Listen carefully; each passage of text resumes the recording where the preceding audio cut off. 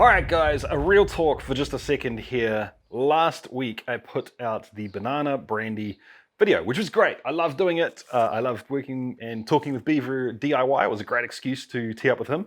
Thank you again, my man. And if you haven't checked out his channel, make sure you go and do so. Link down below. But here's the deal, guys. A whole buttload of you lot told me that I should have blended the two different versions of the Banana Brandy, and I 100% agree. The only reason I didn't is I was trying to be a good YouTuber and reduce the length of the video a little bit, because apparently that's what you've got to do. Turns out I was dead wrong, and the geeks out there wanted to see that happen, basically. So here we are. That's what I have lined up right now. So thank you very much for dropping the comments, guys. I know it feels like, well, it's just true. I can't actually answer all the comments all the time. That's just not possible anymore. For better or worse, that's just the way it's gone. But I do read the comments. I do hear you. So here we are. All right, guys, what we have is a spectrum, a gradient of Banana Brandy. On this end, we have the version that Aaron and I both decided we preferred. 100% straight up, what was it? The Still Spirits Rum series yeast. On this end, we have 100% of the Lalvin champagne yeast we used. And in between, we have the gradient. So this is 3 quarts Still Spirits and 1 quart Lalvin, 50-50, and 3 quarts, 1 quart the other way.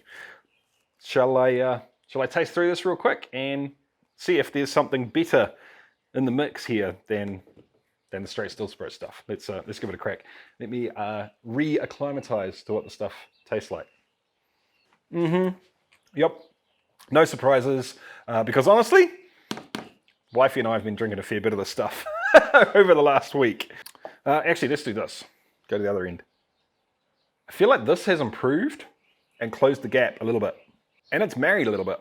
It's still more light. It's still more kind of fragile, and it's not headsy, and it's not overly alcoholically aggressive. It feels like it's going to burn your mouth. It feels like it's more volatile and fumey in your mouth, but then once you swallow, it's actually quite mellow and soft on the back end.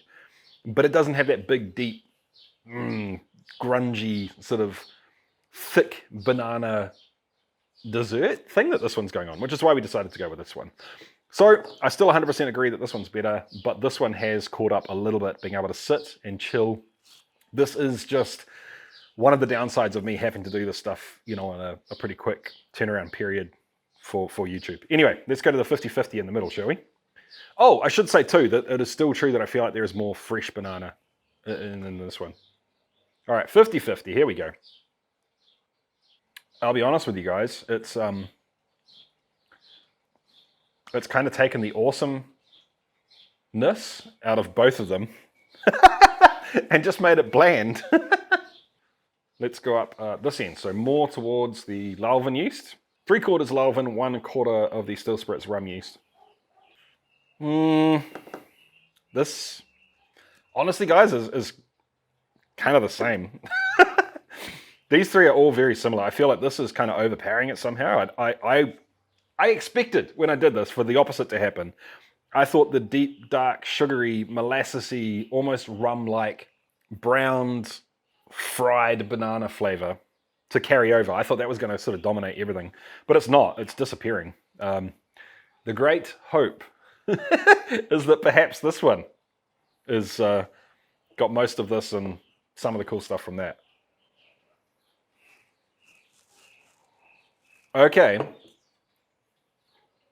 It still has the fresh fruit nose, but it's starting to creep into some of that deeper, darker candy dessert sort of flavors as well. That's the best nose. 100% the best nose. Yep, better than that. Better than that. Yep. This is the best nose by far. So here we go. That is starting to get to where I was hoping this would go. But it's still being overpowered by this, which is bonkers to me. So actually, let's mix this again because I don't know how much I've drunk. 20 mils of this and 5 mils of the Lalvin.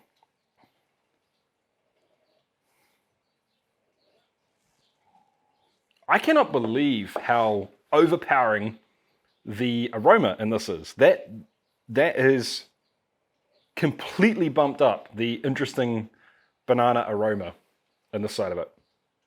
But it's not overpowering the candied fried banana finish. That is good. But do we push it even further?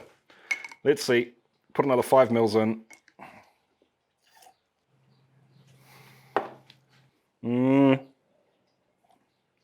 I think we've gone too far. I think we've gone too far. This is just a quick video, guys. I've got the still running. I need to get back to that. Whoa, actually, that was close. Almost had a puke. Managed to get there in time. Thank God I was using the little sight glasses there just so I could see what's going on in the still. Anyway, what I was trying to say is this video isn't about doing things crazy. It's just about throwing the regular viewers a bit of a bone, saying, yes, I see you asking for it in the comments. Here it is.